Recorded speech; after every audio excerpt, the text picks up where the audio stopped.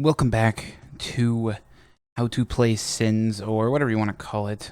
Just a little, I guess, tutorial, or kind of like just a couple of tips, I guess, for new players.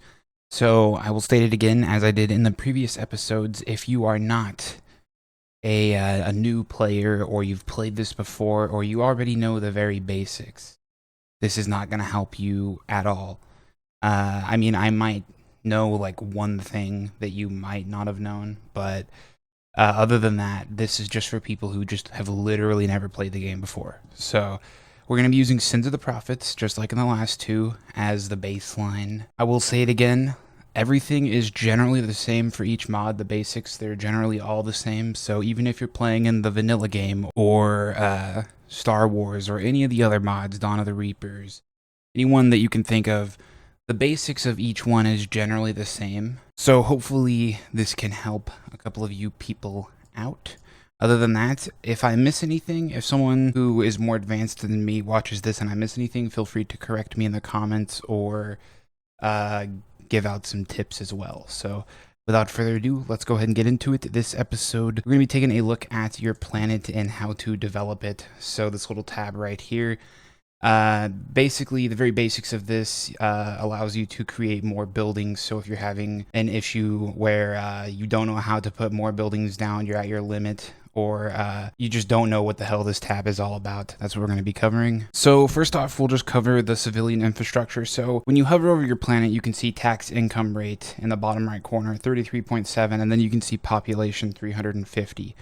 Now normally when you grab a new planet, what's going to happen is if you come up to your credits right here, you'll see in the bottom right corner, right now I have Cron, and it shows me what the tax rate for that planet is. So 33.7, and then if we go back up to credits, 33.7. So the more population we get on a planet, the more planet income we're going to get. And right now, Cron has the maximum civilian infrastructure, so we can't increase the population anymore through that. We might get relics or whatever the hell you want to call them in the future that could increase the population throughout the entire empire, but that's a whole other story. So back to the very basics of this. Every time you get a new planet, you're going to be in the red for 90% of the time. Some planets you get like 0.1 planet income right from the start, and that's usually because you cannot upgrade the civilian infrastructure for that planet. It's just either already maxed out or you just can't go any further. It's just like asteroids generally. Sometimes you can only upgrade them like 2 or 3 times, but in some cases you can't upgrade them at all.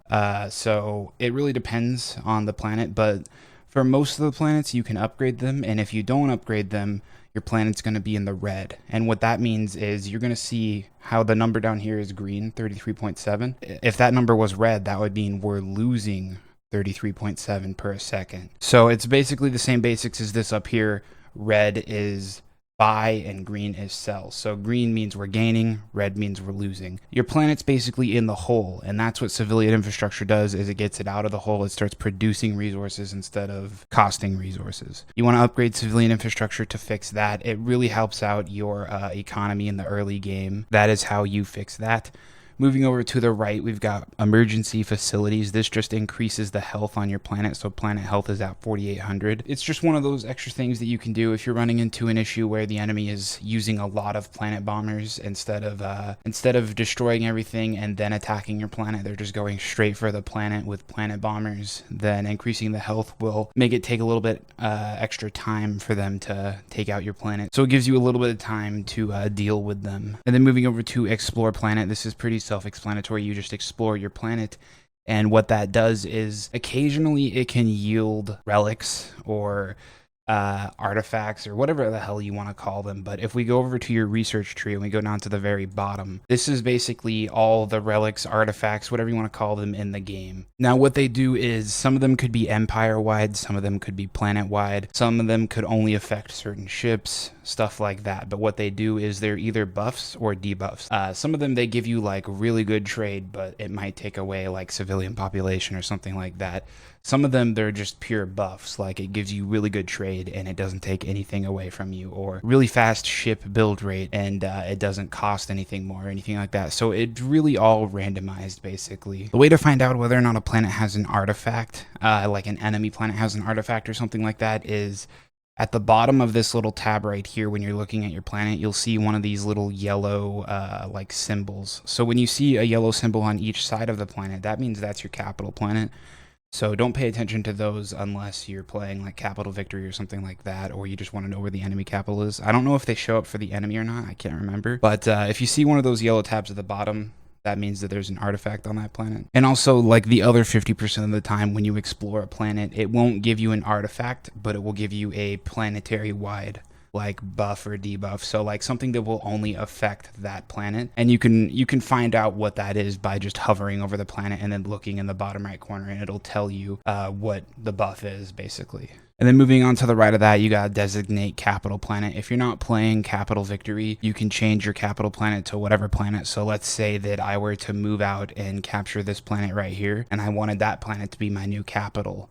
Then I just click designate capital planet, and it would make that my new capital planet, and I would gain all the benefits of that being my capital. All right, moving down, we have industry specialization. Now, for Sins of the Prophets, this isn't in here for this version that I have. Industry specialization and social specialization, they're both fully upgraded, but it doesn't do anything. It just max population 350, so it doesn't really add any of the effects that the other mods get. Now, some mods might also not have this enabled too, or they might already be fully upgraded and they just don't do anything. I think it's Dawn of the Reapers and Star Trek Armada 3. They both have them. So industry specialization, basically what that does is it increases the trade income and it increases your ship build rate. So let's say you have a planet that you only want to, you want to make that planet your shipyard. So you have like a fuck ton of dry docks there and you want to build ships really fast at that planet. What you would do is you would want industry specialization, or if you wanted to make that a trade planet and you put a bunch of trade stations down, industry specialization, what that'll do is it'll decrease the culture spread rate and the trade income, not the trade income, the max population. So max population and culture spread rate will go down, but trade income and ship build rate will go up. And then when you go over to social specialization, it's basically the exact opposite. Culture spread rate goes up, trade income goes down, and population rate goes up, and ship build rate goes down. So like I said though, as of right now, Sins of the Prophets, every time you get a planet, they're both already upgraded. At least that's been my experience. It might just be the maps that I'm playing. I don't know, because I just haven't played.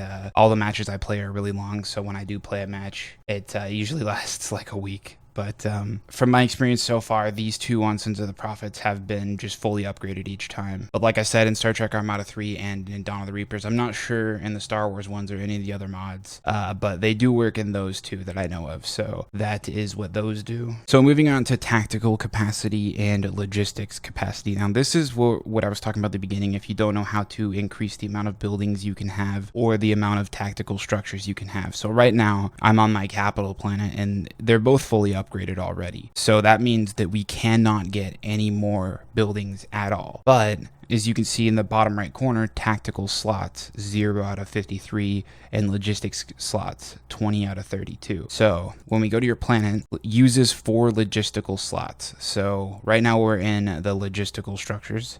So basically we'll put more dry docks down. We'll just put max dry docks down. Okay, 3. And as you can see, 32 out of 32 now. On a regular planet, when we hit the maximum, if we haven't upgraded already, what we could do is we would go to logistical capacity and we would upgrade that. And that would increase the amount of logistical slots we would get, and it would also increase the amount of construction ships that we would get. And then if we do the same for tactical capacity, let's get a couple of MAC cannons up.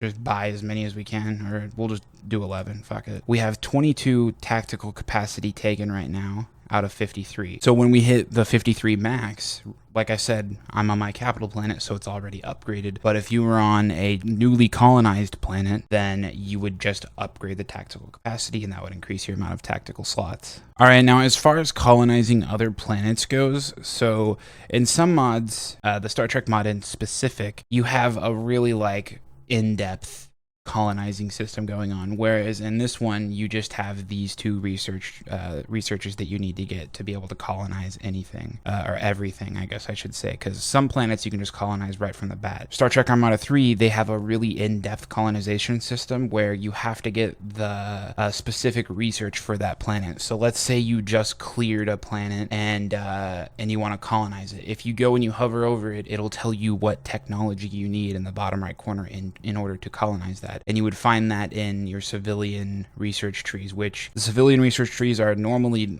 the bottom two, or not the bottom two, but the middle two. They're usually right underneath the first two. The first two are normally military research. For instance, in Sins of the Prophets, that would be the third one.